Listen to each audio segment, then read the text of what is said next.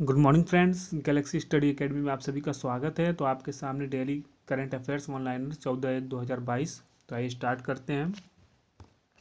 First है, Indian conglomerate Adani group will be joining hands with the Korean steel company POSCO to develop and establish an integrated steel mill in Mundra Gujarat with a planned investment of $5 billion, यानी approx 37,000 crore रुपये से भारतीय अदानी समूह ने के निवेश के साथ गुजरात के मुंद्रा में एक एकीकृत स्टील मिल विकसित करने और स्थापित करने के लिए कोरियाई स्टील कंपनी पास्को के साथ हाथ मिलाया है।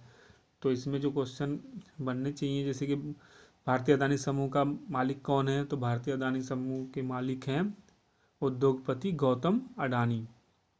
और जो ये पास्को कंपनी है ये कोरियाई है, लेकिन कोरिया में दो देश है, उत्तर कोरिया और दक्षिण कोरिया। तो ये कौन सी देश से रिलेटेड है, तो दक्षिण कोरिया से रिलेटेड है। दोनों के बीच में एक करार हुआ है जो कि बिजनेस से निवेश के साथ गुजरात में मुद्रा में एक एकीकृत स्टील मिल विकसित कर रहे हैं। दूसरे नंबर पे, S Swaminathan has been appointed as the chairperson of the Indian space research organisation. A personal Ministry order issued on Wednesday at K. Shivam, the outgoing chairperson, will be completing his extended terms. कार्मिक मंत्रालय ने बुधवार को जारी एक आदेश में कहा है कि एस स्वामीनाथन को भारतीय अंतरिक्ष अनुसंधान संगठन इसरो का अध्यक्ष नियुक्त किया गया है। निवर्तमान अध्यक्ष के शिवम अपना विस्तारित कार्यकाल पूरा करेंगे। तो ये जो आदेश हुआ है इसमें क्या है कि के शिवम जो है, जिनका कार्यकाल 14 जनवरी 2021 को समाप्त हो रहा था, उसको बढ़ा के 14 जनवरी 2022 तक के लिए बढ़ाया गया था। और जो कि 14 तारीख आज है, तो इसके बाद से अब नए चेयरपर्सन कौन होंगे, एस स्वामीनाथन होंगे। निवर्तमान अध्यक्ष के शिवम के बारे में बोला कि वो अपना विस्तारित कार्यकाल पूरा करेंगे।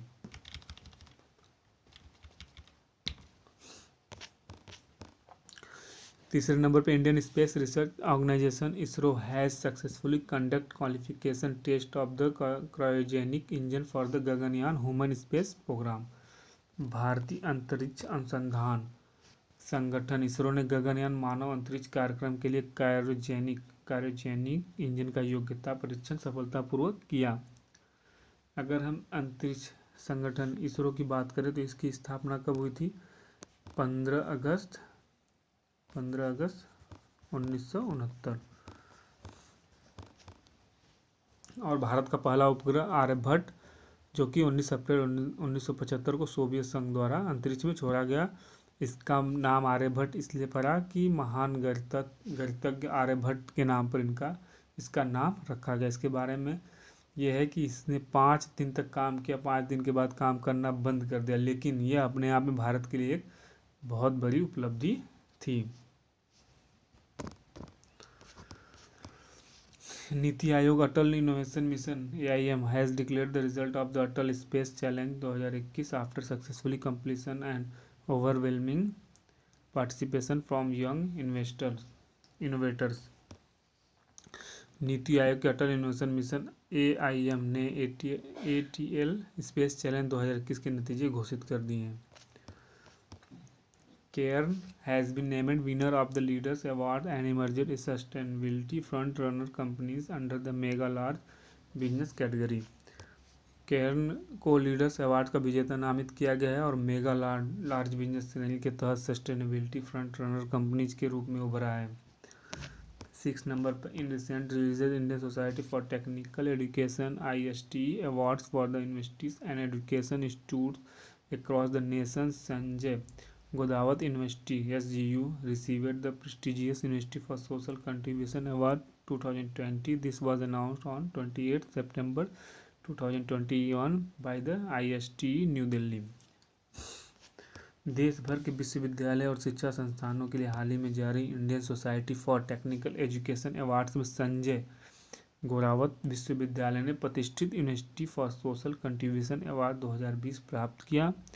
यह 28 सितंबर 2021 को ISTE जो कि नई दिल्ली द्वारा घोषित किया गया था। 7 investor education and protection fund authority IEPFA science MOU with Indira Gandhi National Open University IGNOU from promoting investor education and financial literacy among youth through Gyan Darshan channel. Investor education and protection fund authority ने Gyan Darshan channel के माध्यम से युवाओं में निवेशक शिक्षा और वित्तीय साक्षरता को बढ़ावा देने के लिए इंदिरा गांधी राष्ट्रीय मुक्त विश्वविद्यालय के साथ समझौता ज्ञापन पर हस्ताक्षर किए।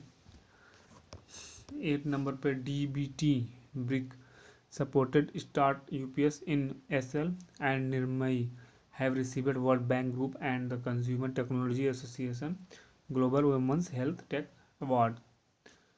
DBT BIRAC समर्थित स्टार्टअप इन SL एंड निर्मई को वर्ल्ड बैंक ग्रुप और कंज्यूमर टेक्नोलॉजी एसोसिएशन के global women health take awards मिले हैं।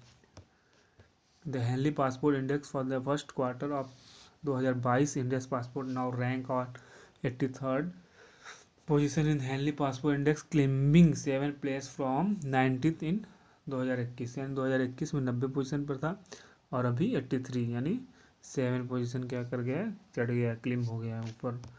2022 की पहली तिमाही के लिए हेनली पासपोर्ट इंडेक्स भारत का पासपोर्ट अब हेनले पासपोर्ट इंडेक्स में 83वें स्थान पर है, जो कि 2021 में 90वें स्थान पर से 7 स्थान ऊपर चढ़ गया है। Environment minister Bhupendra Yadav on 13 January 2022 released India state of forest report 2021। In 2021 the total forest and tree cover in India is 80.9 million hectares. This is over 24.60% of the geographical area of the country। प्रधानमंत्री भूपेंद्र यादव ने 13 जनवरी 2022 को India state of forest report 2021 जारी की। 2021 में भारत में कुल one और वृक्ष आवरण 80.9 मिलियन हेक्टेयर है। यह देश के भौगोलिक क्षेत्र का 24.60% से अधिक है। Thank you friends, thank you so much. Channel को लाइक एंड सब्सक्राइब करिए और ज़्यादा से ज़्यादा शेयर करिए ताकि ये इम्पोर्टेंट इन्फॉर्मेशन सभी को मिल सके और आने वाले एग्ज़ाम में किसी तरह का क्वेश्चन बनता है तो उसमें उनकी सहायता हो सके।